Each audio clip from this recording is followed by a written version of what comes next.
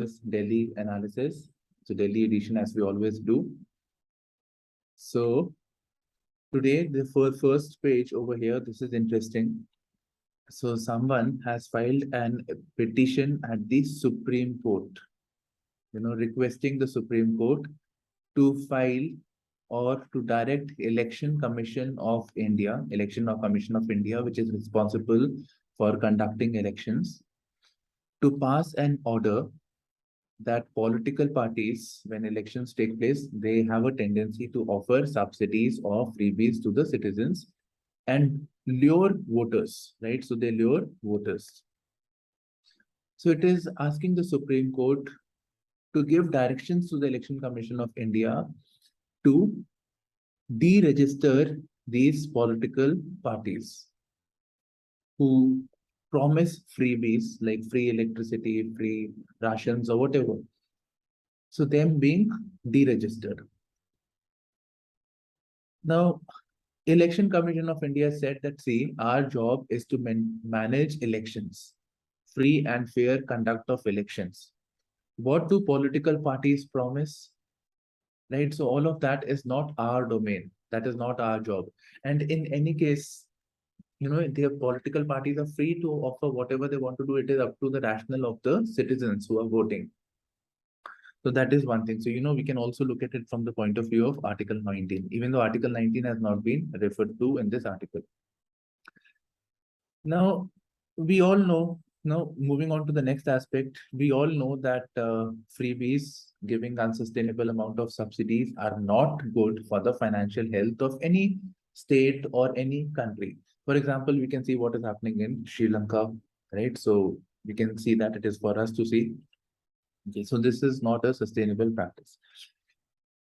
This person who has filed this petition says that states, in all the states combined, have over 70 lakh crore of debt. Right? They have borrowed, so they have to ultimately pay back. It's not sustainable. So Supreme Court has sought the views of the Finance Commission and other constitutional bodies to look into the aspect of freebies being offered, which freebies are financially sustainable, which are not. So these practices should be in check. So that is the view of the Supreme Court, but then it has also sought views of how can Election Commission do this or not. Okay, quickly moving forward. Spectrum auction takes place. So 5G network to come. So we had heard earlier also that 72 gigahertz frequency. So this spectrum is being auctioned. So Jio, Bharti, Airtel, Vodafone Idea, Adani also, Adani Group, they are seeking the spectrum. So 72 gigahertz, the spectrum over here. And the IT minister says about 1.45 lakh crore of money, was placed, worth of bids were placed. I really don't know what that really means. Does that mean that individually each person had given this bid? So some total of, let's say, Geos, Bharti, etc. like that, or the maximum bid was 1.45 lakh crore. In any case, there are two things. 5G will come eventually. The people are spending a lot of money. This cost will be transferred to the citizens at the end of the day for high-speed internet. That is one thing. Other thing we can see is that government, while selling this resource, it is getting a lot of capital with itself. This capital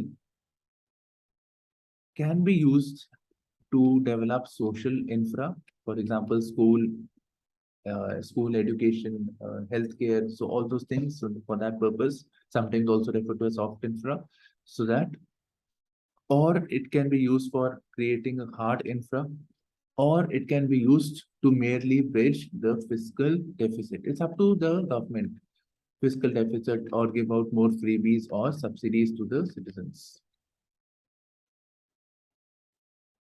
Okay, quickly moving forward.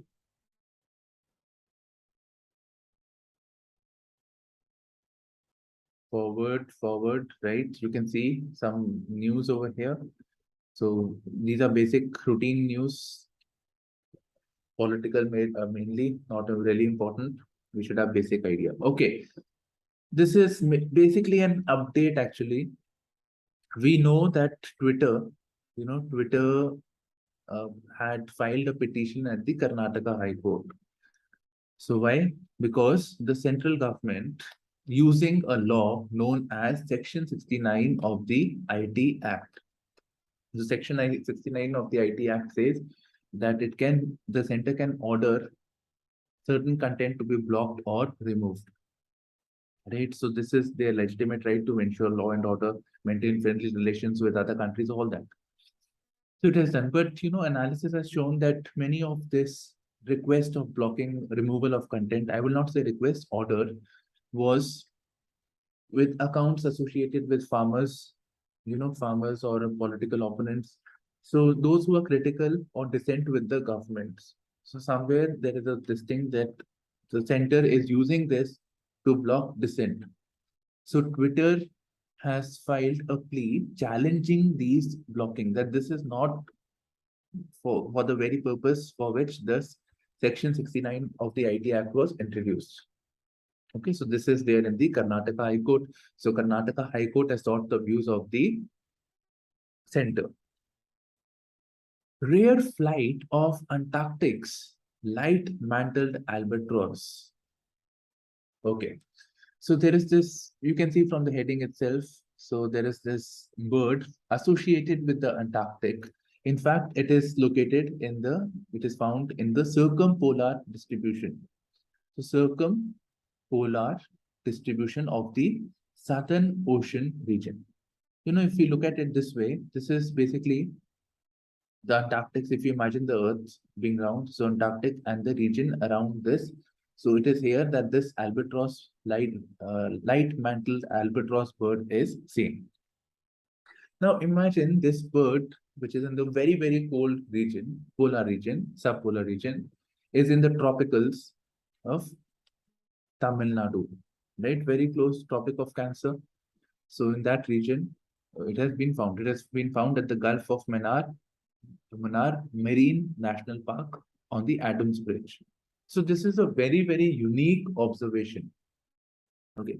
Now, obviously, the question arises as to how did they come here? So they say that because of this climate change, the planetary wind system has been affected.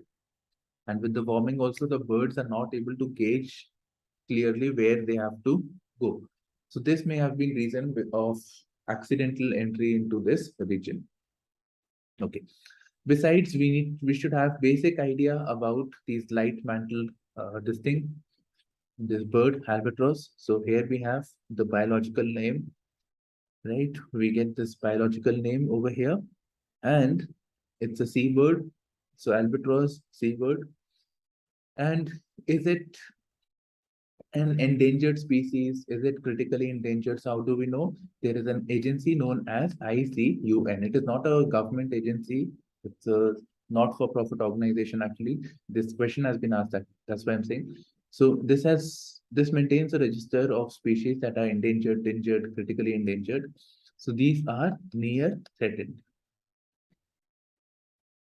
Okay, moving forward. Brief news of the Assam Meghalaya Pact. So the TMC party, Mamata Banerjee party, has opposed. Okay, Kerala Rail, K-Rail, acted in hasty manner. Fine. So Kerala High Court says that the government should have taken people into confidence. So, right, so K line, Silver line, so connecting all of Kerala from north to south. So this is the project. Now, Kerala High Court has asked the government to inform the court of the present stage of social impact assessment. And this is all we are required to do. Everything is jumbled up kind of an article to fill up space. This is all that is important. So what is this social impact assessment? So social impact assessment is an exercise to ascertain the impact of a project, any project. This, in this case, infrastructure project, developmental project. It can be also be a Narega or creation of a school or a government subsidy, anything. So what is the impact? What is the impact of that project on the society? So that is known as the social impact assessment. Has it led to the improvement in the lives of the people in any way? The government has spent so much money. Is it leading to improvement of life? Or with the introduction of any project, has their life been deteriorated? So all of that, it's an exercise where people's feedback is taken. So people's involvement is required, and the government gets a holistic idea about the impact of the project. Right. So social impact assessment is important. These are the steps that are required to be taken. Besides, there is a very similar term that is environment impact assessment. So this was there in the news. I personally believe this is important for your mains examination, and always this will be. And also comparison between social impact assessment and environment impact assessment. Now, within the society, there is environment, right? So if environment affects society, so I mean, environment is affected, so society will affect it in a natural way. So social environment impact assessment is actually a subset of social impact assessment. Now, what is the environment impact assessment? So environment impact assessment is, it's when before the project actually, there is a legal requirement under the Environment Protection Act that an environment impact assessment must be done. So that is how a particular project may affect the overall environment. And if we focus on a bigger scale, then it will be social impact assessment. That is how it is affecting the human being comprehensively. Okay, so this is it over here. Whose GDP is it anyways? The government says we have increased the GDP. Our opposition says, how can you increase the GDP by so much number? You're saying lies, all that thing. But end of the day, like end of the day, what difference does it make? That's what this article is saying. Your GDP is going at 10%, GDP is going at 10%. Is it really impacting your life at the end of the day? So if the GDP increases, if economic activity increases, naturally employment should increase, your income should increase. But what we are seeing is that the GDP is increasing. I mean, ignore the pandemic for some time, but GDP is increasing, but employments, income, etc., are not really increasing. Right. So I was reading, I stopped over here. So we didn't really find beyond this. We get this theme over here that is jobless growth. Disconnect of jobs with GDP. So jobless growth, the rise of income inequality. So these are themes that we should be working upon. GDP is increasing, but poverty is also increasing at the same time. The gap between the rich and the poor is increasing. So this is the basic theme. Then this is again a repeat idea, repeat theme actually, repeat topic. So US search for a new role in West Asia. So recently we had the President Biden visiting Israel, right? So he visited Israel and then he visited Saudi Arabia, right? Saudi Arabia, and he visited the Crown Prince, who the CIA had earlier accused him of murder of a journalist. So they had taken a very strong view of this Crown Prince over here. Okay, so this article is about USA's West Asia policy. So when he was in Israel, he didn't talk about the issue of Palestine, right? So he was warming up to Israel over here, and him meeting the crown prince who was accused by none other than CIA for killing of a journalist. So that also meant normalization of the ties. So it is seen that USA is focusing on its traditional partners, Israel, Saudi Arabia, especially given the context that its relations with Iran is bad, plus the Ukraine-Russia war is taking place. So the reason of the Saudi Arabia thing could be, one reason is obviously Saudi Arabia can supply huge amount of your oil, so they can be pushed to increase the oil supply. So that could be one reason because of the Ukraine war that is taking place. So, sanctions on Russia to be imposed. Russia exports oil to Europe and other countries. So Saudi Arabia can increase its oil supply, oil and natural gas supply so that sanctions can be imposed and it doesn't burden the world economy. So that is one thing. Further, Yemen war is going on. Yemen war is going on. So maybe US and Saudi Arabia can talk together and there can be a conciliation on the Yemen war. So Saudi Arabia is raiding, airstrikes, etc. taking place on Yemen. So this can be put to a halt. Okay. Besides Saudi Arabia, a lot of money, we all know, we have seen it on social media also, these Lamborghinis and all these cars. So these Saudi Arabia uh, can be used to give out this surplus capital for the US-led initiative known as PGII. So I think US partnership for global infrastructure and investment, right? So it is seen as a counter to China's Belt and Road Initiative. So naturally, this will require a lot of money, lot of capital. So Saudi Arabia seems to be interested in that because Saudi has a lot of capital. It has to spend that, right? So it has to spend, it wants to earn return on that. So this can be done. Besides, we hear of something known as Abraham Accords. Before this, we heard about the Abraham Accords. That is Israel. We know that Israel and Saudi Arabic countries, all Arabic countries and Israel are rivals, arch rivals, because of the Palestinian issue. Palestine is an Arab, seems to be known as an Arab homeland, as Israel Jews were based over there. So Israel and Saudi, Israel and Egypt, all Arab countries under tension with it. Okay, so it wants these two partners to work together. They should be on the same field. They shouldn't fight them within themselves. Anyways, there is Iran also. So Iran and Saudi Arabia fight. Iran and Israel, they have tensions. So them getting closer.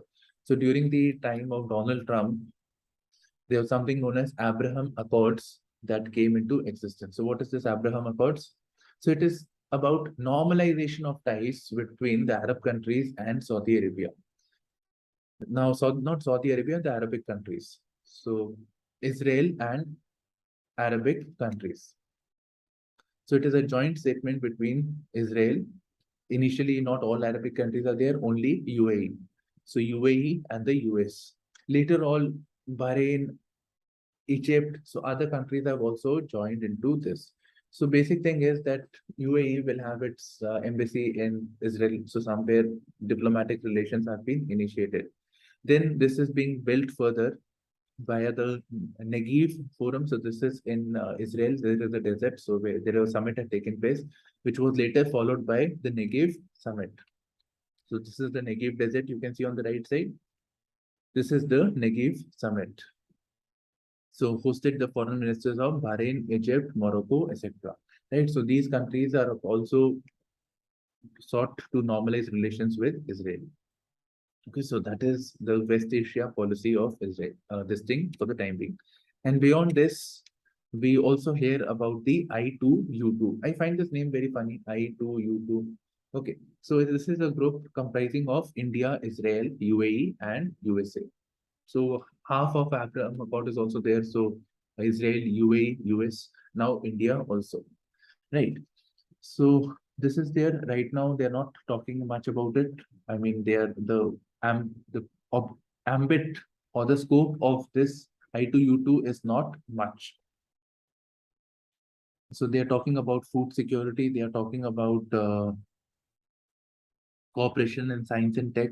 So some areas they are talking about, but it is expected that in future this will become the West Quad. So the UAE diplomat who had come, so he had called it as a future West Quad. Right. So this gains prominence. All these things are taking place. One, maybe they want all because of all these events over here, plus the US wanting to move away from the West Asia politics. So it wants to normalize all this over here. Then the Afghan pullout that had taken place. So it wants some regional security architecture, the US role to overall come down. US responsibility, US burden to come down. Okay, a path to global connectivity. Yeah. So in fact, earlier also, you know, we have this 5G that is coming up. So 5G high-speed internet. Now, besides this, we can also have internet from satellites. So US has already done this, the Starlink, this thing. Then we have Geo and also Bharti Airtel Group. So Airtel Group is, promoting a group known as OneWeb. And Geo is also launching their own initiative. So there will be satellites in the low Earth orbit, which will provide high-speed internet. Right, so high-speed internet will be provided by this. Now the idea is, so before this, low Earth orbit can be known as non-terrestrial, right? So non-terrestrial internet provider, because it is not on Earth, it is outside in the space. And 5G with the telecom towers, optical fibers, etc. This is terrestrial. So idea is, why not merge these two over here? Why don't we complement these two resources and we are looking at internet coming from the space? So this will be a very good idea because we don't have physical infrastructure, we don't have optical fibers, plus the internet coming from the satellite is much, much faster. Right, so these are certain benefits. So why not integrate this? So here in this place, some benefits are mentioned. So it will provide seamless transition from terrestrial to non-terrestrial internet. You know, even when we change Wi-Fi from one place to another, there is stop in internet connectivity when we change networks. So if this integration is done, it will provide seamless transition. Then it will provide service ubiquity. That is, the internet will be available everywhere. So areas which are unserved, underserved, so they will also get internet because internet is coming from satellite. So satellite, wherever the range is possible, it will provide service scalability. It will enhance the capacity of the terrestrial. Capacity can be increased, so we can provide more services, more intensive internet services. So that would be possible. And this will be possible not only to stationary. For example, like if I want high-speed internet, I have to be in my house. I cannot go elsewhere. I cannot be in the car and take my newspaper analysis because I will not get the stable internet. In fact, we don't get internet only when we are traveling by a train, etc. Most of the time it is not there. Connectivity is only not there. Okay, so that will be there. So these are very good. Fine, this is very, very good. Then what are the issues then? So first issue is standardization. If both things have to be connected, terrestrial and non-terrestrial, they have to follow same set of standards. So we need to standardize this. Now in here, we have a reference of a standardization organization, standard setting organization known as the 3GPP. I have shared a Telegram link on my website. So there you can read about this. So 3GPP, right? So this is an agency which sets standards for this internet, right? So develop protocols for mobile telecom communication, and it's a consortium of, right? So I think you can read this yourself. These are important for your prelims.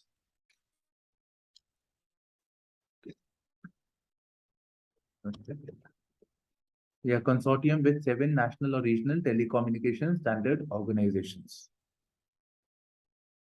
Yeah.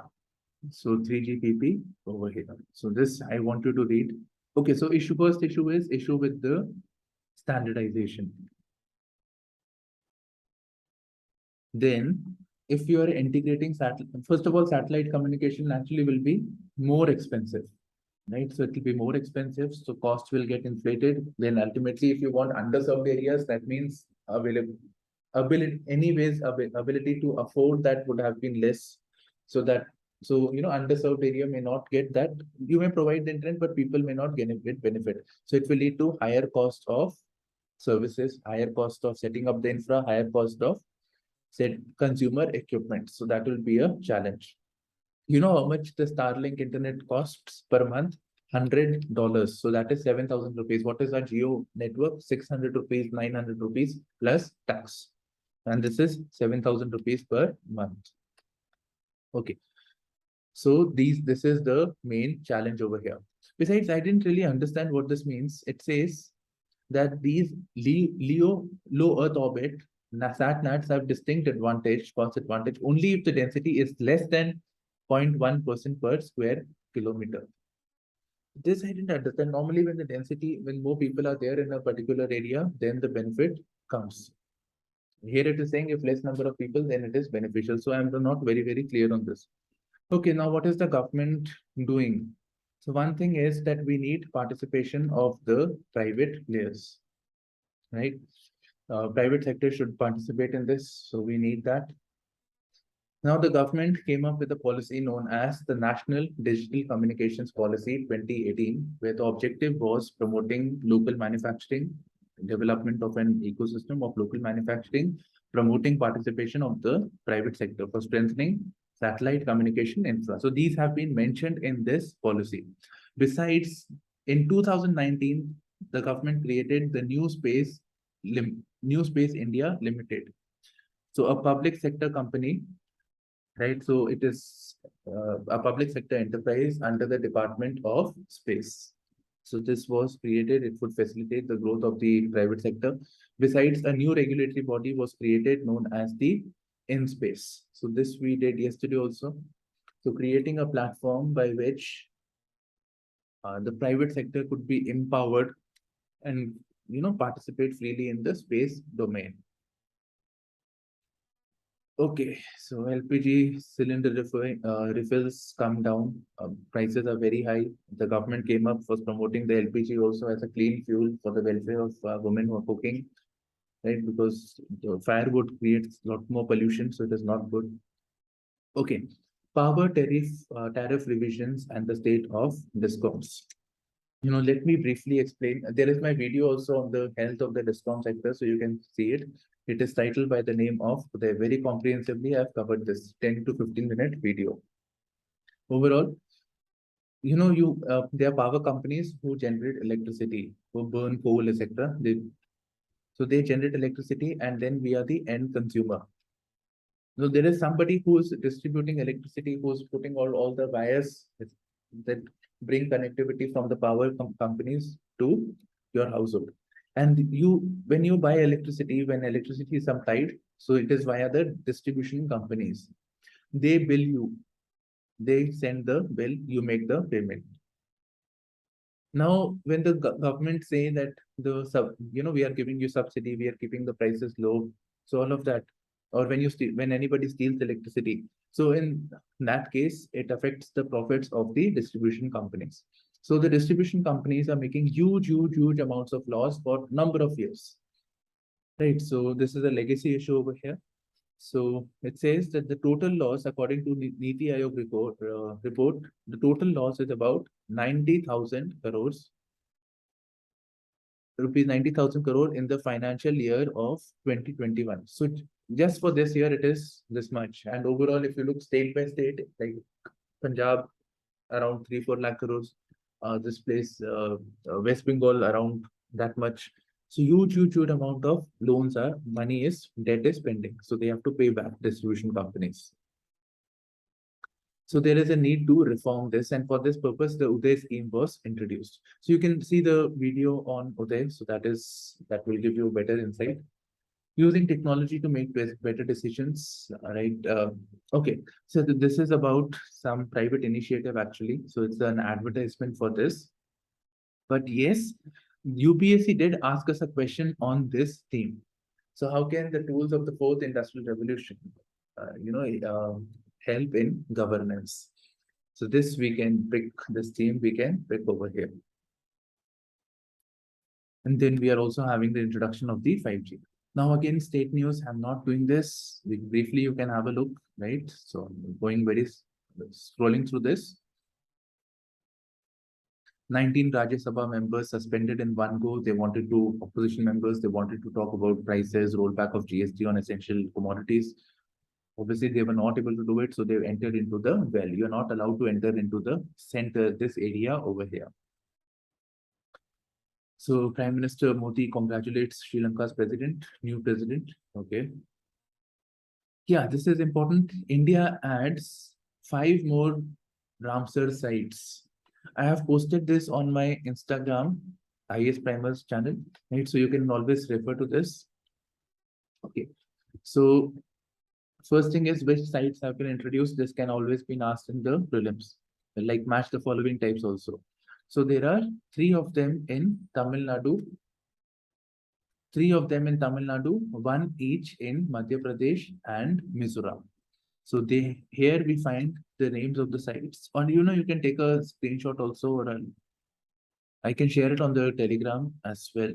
Okay, so yeah, Karikili Bird Sanctuary, Palikarni Marsh Reserve Forest, and Pichavaram Mangrove.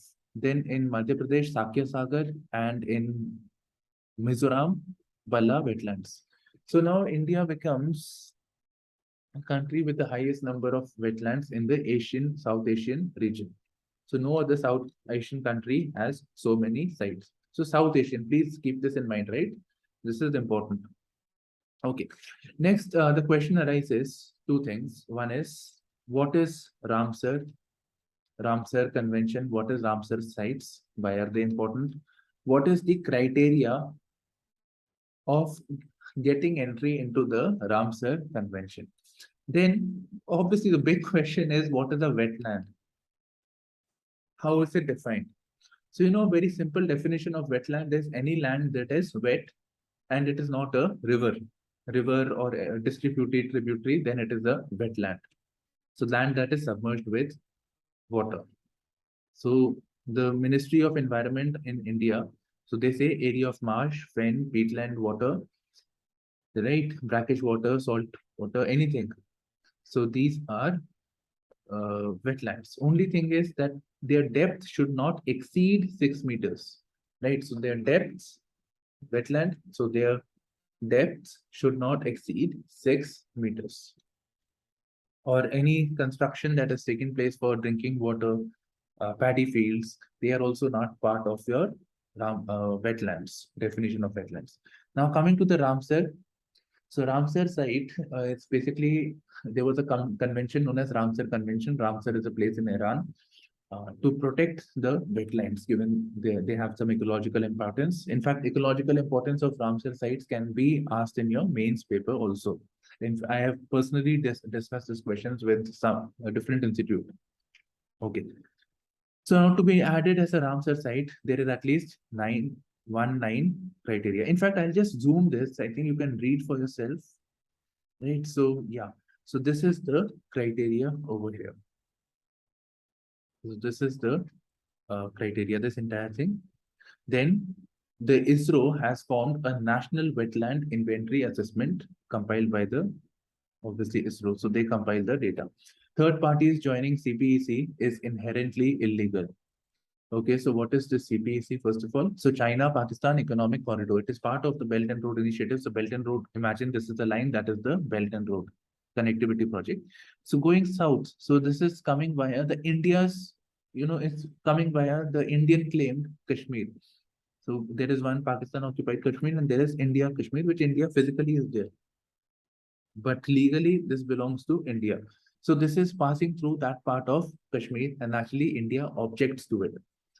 Now there are rumors that Taliban being close to Pakistan and China, so they are coming into, they are also one of the stakeholders. They want to be a stakeholder in this project.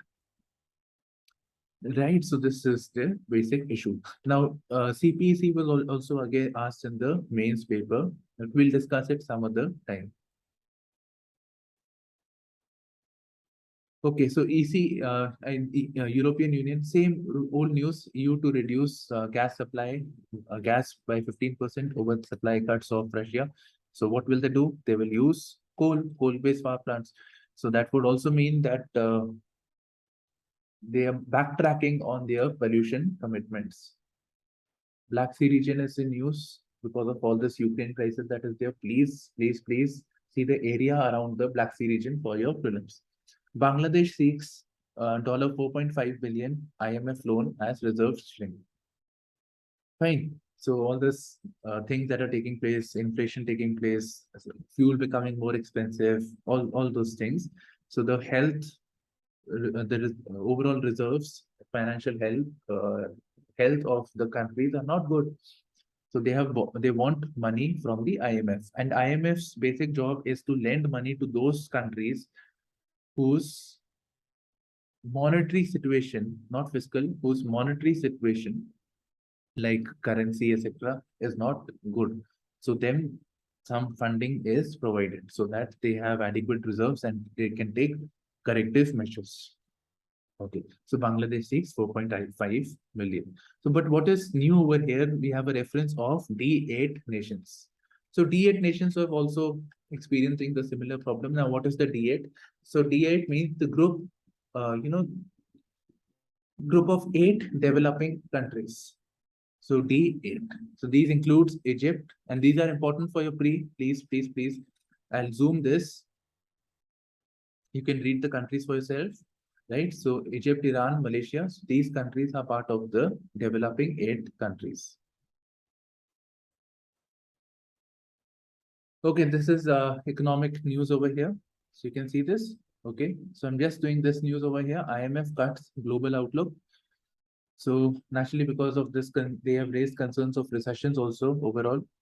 So for 2022, they have cut down the GDP estimates by 0.40%, also known as 40 basis points, right? So 3.2%. So the global growth outlook has been reduced. They have flagged the issue of recession. And for India also, it has said that their our GDP is going to come down. So so cut India's growth outlook by 0.8% to 7.4%. Right, so it will be second highest after Saudi Arabia's 7.6%. Then OneWeb, which we were talking about, so in the low Earth orbit satellite thing promoted by Bharti Airtel. So it is in merger deal with France, ATU, LSAT, right? So these things are important. These things are happening in real time, so we can expect something on this. Okay, so this basically concludes our daily news analysis. So thank you for streaming in to our channel, IASPrimers with me, Shubhashish. And we also have our Telegram channel, Instagram channel. So you can also subscribe to that. That will be great. So bye-bye, take care, and all the best.